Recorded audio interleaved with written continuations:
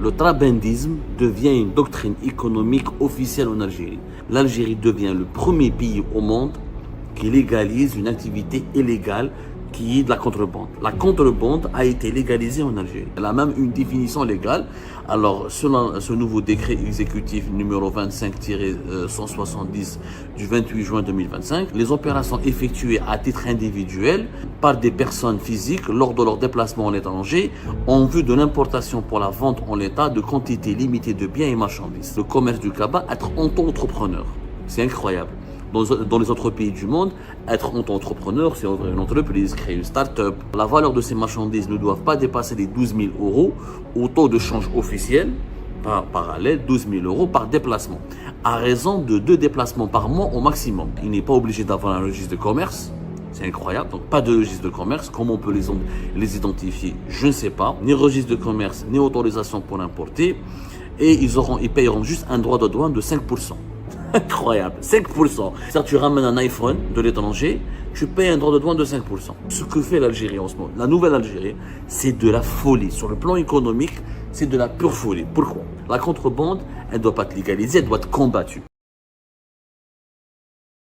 Le trabendisme devient une doctrine économique officielle en Algérie. Le trabendisme devient la politique économique officielle en Algérie. Qui l'aurait cru? Nous sommes descendus si bas. C'est incroyable ce qui se passe dans notre pays. Ça échappe. Je pense qu'on ne peut plus rester objectif. C'est extrêmement difficile d'analyser ce qui se passe, les décisions des dirigeants algériens actuels avec beaucoup d'objectivité, de froideur et de calme. L'Algérie devient le premier pays au monde qui légalise une activité illégale qui est de la contrebande. La contrebande a été légalisée en Algérie. Voilà, tout simplement. Alors, il y a des pays qui ont légalisé la drogue, la consommation du cannabis, d'autres qui ont légalisé la prostitution à travers les maisons closes, etc. L'Algérie innove, elle a légalisé la contrebande. Les trabandistes, les contrebandiers vont devenir des auto-entrepreneurs qui ne paieront pas beaucoup d'impôts et qui peuvent importer depuis l'étranger les produits qu'ils veulent sans aucune garantie, sans aucune norme de sécurité ou sans aucune exigence de conformité à quelque norme que ce soit. Je m'explique. Rappelez-vous, le 18 mai dernier, on pensait que c'était une blague. J'étais bon lors d'un conseil des ministres demande de régulariser l'activité des trabandistes. C'est-à-dire les importateurs de cabas, ce qu'on appelle les importateurs cabas, c'est-à-dire les jeunes Algériens, les Algériens qui partent à l'étranger pour ramener avec eux des produits, des cosmétiques, des vêtements, des téléphones portables, des je sais pas quoi, n'importe quel produit, pour le revendre sur le marché local, moyennant engrangeant des bénéfices, et ils vivotaient, ils faisaient du commerce illégal et informel. Cette activité, c'est de la contrebande. C'est-à-dire, je pars à l'étranger, je ramène un téléphone. Alors, au lieu d'acheter un Samsung en Algérie auprès de la maison Samsung ou là, des revendeurs agréés par Samsung, au lieu d'acheter un iPhone auprès des magasins ou des marques ou des commerces agréés par la marque Apple, je pars à l'étranger, j'achète 5-6 téléphones, je les mets dans un cabas, je les ramène clandestinement en Algérie, je les vends au marché informel et je gagne de l'argent. Je cause un préjudice important aux entreprises algériennes qui payent des impôts, qui recrutent des employés et qui payent des salaires et qui versent des recettes fiscales à l'État et qui font du service de la prévente, qui assurent la sécurité du produit et qui accueillent le client comme il se doit. De deux, c'est complètement illégal. Je cause des pertes en devises et en dinars au trésor public. En plus, je fais de la contrebande, j'expose le client algérien, le consommateur algérien à un risque. Quand je vends un produit dans le marché noir, il n'y a ni entretien, ni risque, ni garantie, ni service après-vente, ni un suivi au cas où il y a un accident, il n'y a rien. Chez le produit, de par si le téléphone est volé, tu assumes. Si il est défectueux, tu assumes. Et ça, l'exemple que je viens de citer, on peut le généraliser à tous les produits qui passent par la contrebande. Les produits cosmétiques, les vêtements, les baskets, on ne sait même pas est-ce que c'est des vraies marques, est-ce que ce n'est pas des anciennes marques. Est-ce que c'est pas de la contrefaçon? Est-ce que c'est des produits pour les cosmétiques ou les produits de beauté, pour certains produits de la parapharmacie? Est-ce que c'est vraiment respectueux est-ce que c'est vraiment, ça met pas en danger la santé humaine puisqu'on les achète auprès d'un contrebandier, un trabandiste? Le trabando, c'est de la contrebande. C'est de la contrebande. Il y a pas une autre signification. Il y a deux types de trabendou. Trabendistes qui vendent en Algérie des produits, les bas états, les marchés informels, et qui ne payent ni impôts, ni cotisations sociales, ni quoi que ce soit. Et trabendistes qui ramènent les produits depuis l'étranger pour les revendre ou sur le marché informel. La même chose. C'est de la contrebande. Alors, en Algérie, elle s'est dotée d'un texte. C'est le décret exécutif numéro 25-170 du 28 juin dernier 2025 qui exécute la promesse du Abdelmajid Tebboune, le président de la République.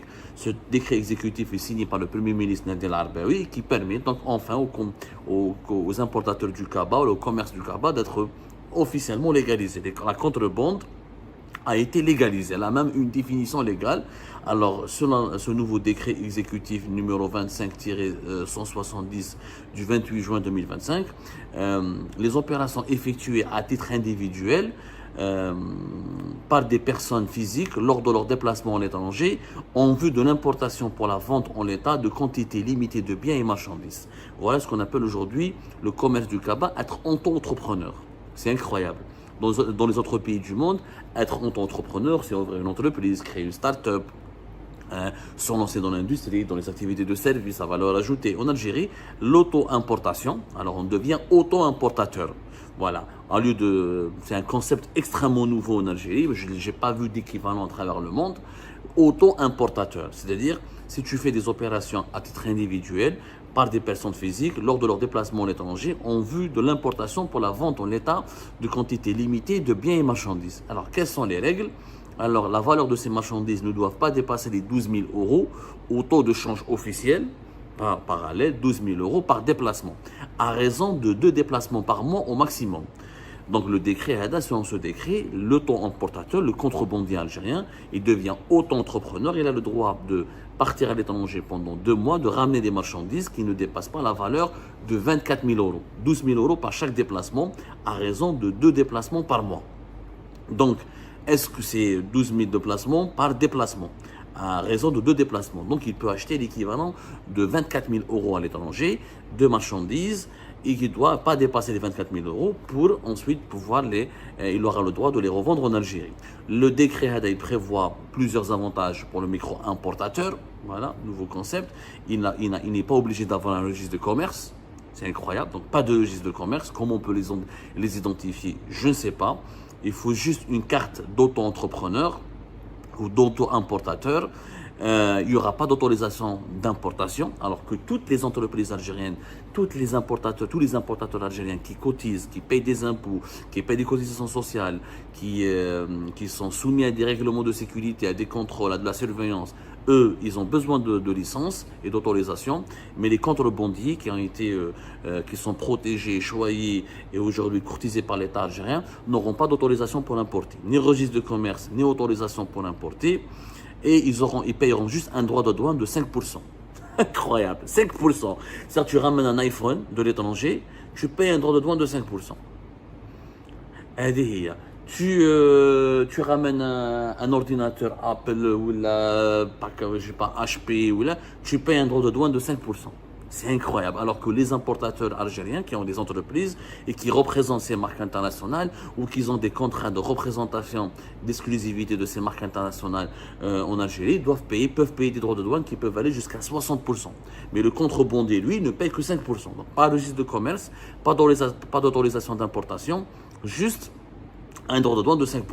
Il faut que cette activité soit exercée exclusivement personnellement par les personnes physiques, pas de création d'entreprise. Il faut avoir le statut auto-entrepreneur et les conditions, il faut avoir l'âge légal de travailler, être de nationalité algérienne, il faut être résidé en Algérie. Il ne faut pas être un Algérien qui habite à l'étranger. Il ne faut pas avoir une activité salariale rémunérée. Il faut être affilié à la Caisse nationale de sécurité sociale des non-salariés et disposer d'un compte bancaire en devise auprès de la Banque extérieure d'Algérie. Donc, c'est à ces auto-importateurs, ces contrebandiers, ils doivent aller ramener les milliers d'euros avec lesquels ils vont dépenser pour leur faire leurs achats à l'étranger. Ils doivent aller dans le marché informel, acheter ces devises et les mettre dans un compte auprès de la BEA. La BEA, c'est la Banque d'extérieur d'Algérie. Bon, généralement, c'est ça les conditions. Le micro-importateur, doit s'engager micro-importateur, auto-importateur. C'est des concepts algériens nouveaux. On connaît la micro-entreprise, on connaît l'auto-entrepreneur. En Algérie, crée l'auto-importateur, le micro-importateur. Il doit s'engager à respecter les règles relatives à la protection du consommateur, à la sécurité nationale et la date d'importation, la durée de validité restante des produits importés doit être supérieure à la moitié de leur durée globale limite de consommation. La date d'importation, la durée de validité restante des produits importés doit être supérieure à la moitié de leur durée globale limite de consommation. Voilà. Les micro-importateurs ne pourront pas tout importer. Il y aura la liste des produits qui seront exclus, soit les marchandises prohibées, les produits sensibles, les équipements sensibles, les produits pharmaceutiques, les marchandises dans l'importation et subordonnées à des autorisations spéciales et celles portant atteinte à la sécurité, l'ordre public et à la morale. C'est-à-dire que tu ne peux pas acheter des armes, tu ne peux pas acheter des sextoys, des trucs objets érotiques, tout ça. Tu ne peux pas acheter, tu peux pas importer des médicaments, tu ne peux pas faire de la contrebande, mais sinon tout le reste, je ne sais pas, les produits qui sont soumis à des autorisations d'importation spéciales, les marchandises dont l'importation est subordonnée à autorisation spéciale, bon, on vérifiera tout ça après. Mais déjà, le fait que ce que fait l'Algérie en ce moment, la nouvelle Algérie, c'est de la folie. Sur le plan économique, c'est de la pure folie. Pourquoi? La contrebande, elle ne doit pas être légalisée, elle doit être combattue. Pourquoi? Aujourd'hui, qu'est-ce qui va se passer? Toutes les marques internationales ne vont jamais venir en Algérie. Pourquoi Chanel, ou la Gucci, ou la Nike, ou la New Balance, ou la Puma, pourquoi ils vont rester en Algérie? Ils sont pas malades. Ils disent, pourquoi je vais m'installer en Algérie? Puisque vous aurez des contrebandiers qui auront le droit d'acheter mes produits à l'étranger, de payer uniquement 5% de droits de douane. Ils viendront en Algérie, ils vont commercialiser sur le marché informel ces produits. Sans aucune exigence, ni registre de commerce, ni magasin, ni pour stocker, ni des cotisations sociales. C'est de la concurrence déloyale à toutes les grandes marques internationales. Ni les investisseurs algériens, ni les investisseurs étrangers ne vont faire du commerce, ne vont installer des grandes enseignes. Pourquoi avoir Zara ou Manabelij ou Kiabi ou les autres marques internationales ne vont pas venir en Algérie? C'est pas la peine. Classe que les contrebandiers, ils vont travailler avec les contrebandiers 24 000 euros par mois. Chaque mois, il peut dépenser 24 000 euros, il peut à l'étranger ramener l'équivalent de 24 000 euros en basket, en lunettes, en vêtements, en produits chics ou en produits étrangers. Il peut les revendre sur le marché informel. Pourquoi investir en Algérie? Pourquoi faire des centres commerciaux? Pourquoi créer des supermarchés? C'est pas la peine, c'est pas du tout intéressant. Donc déjà, effet désastreux sur l'image de l'Algérie auprès des investisseurs internationaux, sur l'image de l'Algérie auprès des marques internationales qui vont boycotter le marché algérien. De deux, les catastrophes pour les consommateurs. Il doit respecter les normes sanitaires. Mais qui va veiller sur le respect des normes sanitaires?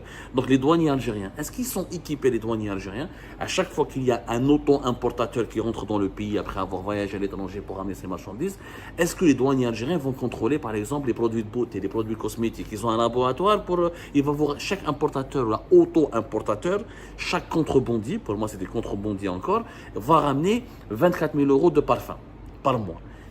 À l'aéroport, tu vas contrôler, tu vas faire des analyses. Comment tu vas savoir est-ce que ce n'est pas des produits dangereux?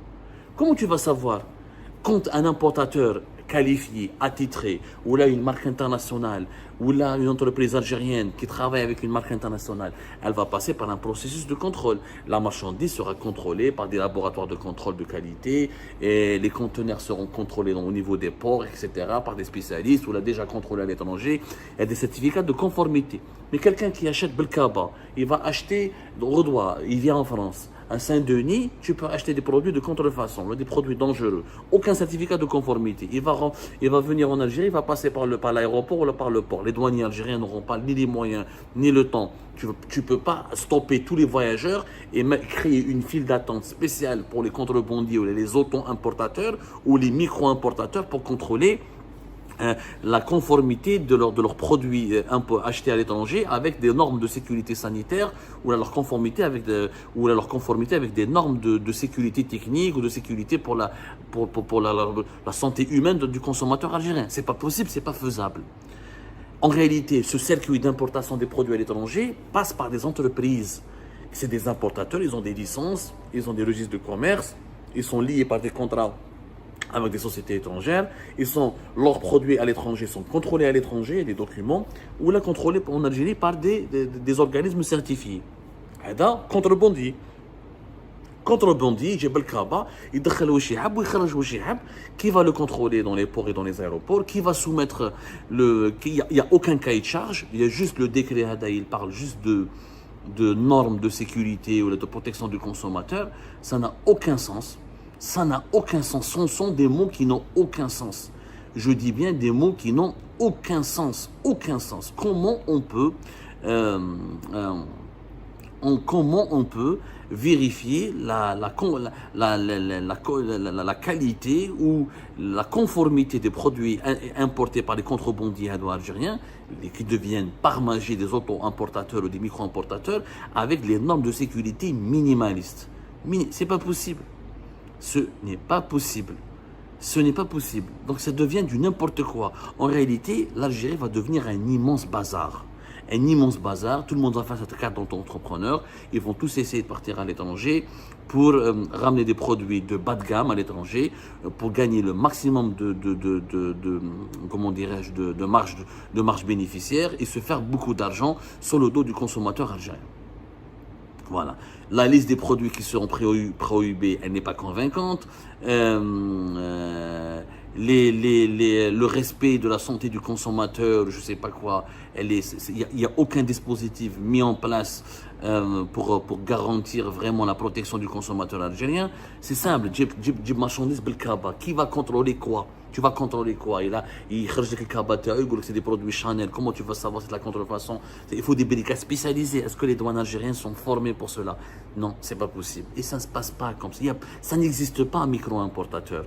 Il existe la micro-entreprise, le micro-entrepreneur, c'est lui qui crée une activité économique dans son pays et qui va se développer plus tard. Ou c'est une activité pour survivre, ou c'est un début d'une activité qui va grandir plus tard et la micro-entreprise devient une entreprise.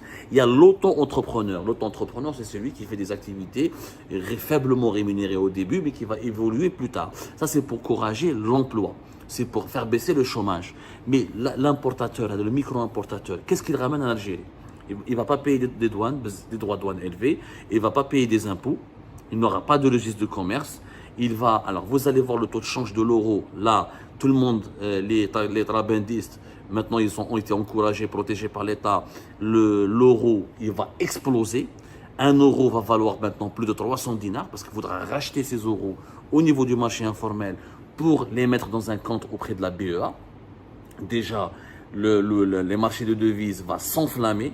Il va y avoir des températures incendiaires au niveau des marchés des devises, des squares en Algérie, ce qui va donc impacter le citoyen ordinaire qui ne fait pas du commerce, qui lui il a besoin de devises pour aller se soigner, il a besoin de devises pour aller étudier ou juste pour aller voyager à l'étranger, retrouver ses proches, etc.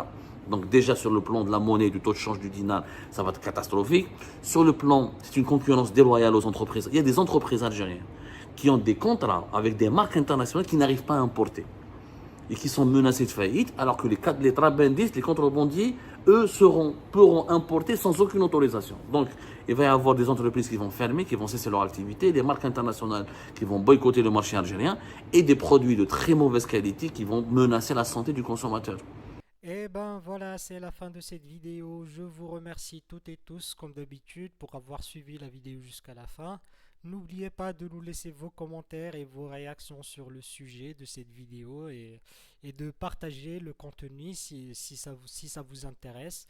Et je tiens toujours à remercier nos abonnés et les personnes qui réagissent de façon régulière sur nos vidéos et qui nous suivent et qui nous laissent des commentaires.